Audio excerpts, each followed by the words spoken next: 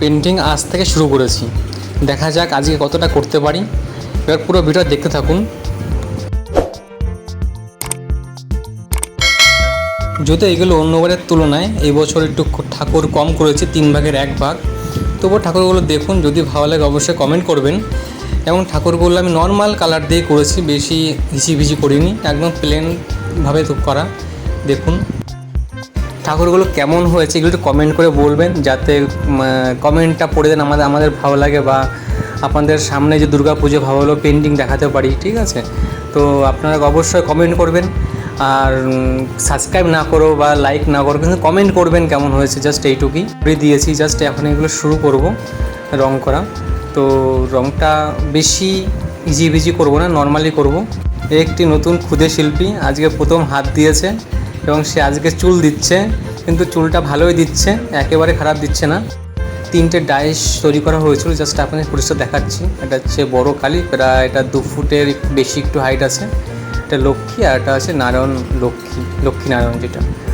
এবার এগুলোকে নর্মালি এখন ডাইস করা হবে।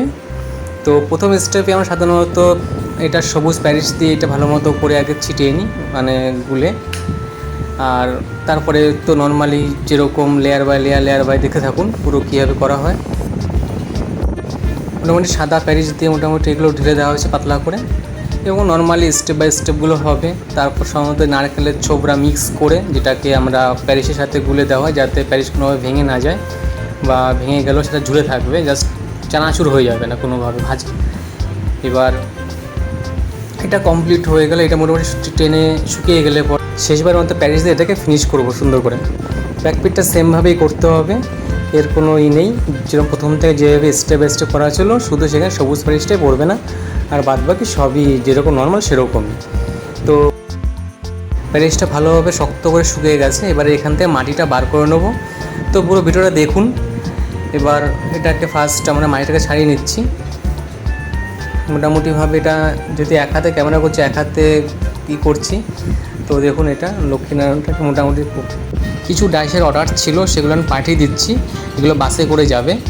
এবার দেখুন প্যাকিংটা এইভাবে হবে, জাস্ট কোনোভাবে ভিতরে ডাইসটা হেলে না যায়, কিছু না হয়, খুব শক্তপোক্তভাবে এটাকে বাঁধা হয়েছে। এবার এটা যাবে বাসের মাধ্যমে। দেখুন এই বাসটা হচ্ছে কমসে কম এটা একটা এসি বাসের ডিগ্গিতে, যেখানে কোনো রিস্ক নেই, এখানে কোনো মাল পরিবহনের কোনো ব্যবস্থা নেই, জাস্ট এইভাবে আমাদের মালটা পাঠায় এসি বাসের মাধ্যমে। ঠিক আছে, 9306। ভিডিওটি ভালো লাগলে তোমরা অবশ্যই কমেন্ট করো।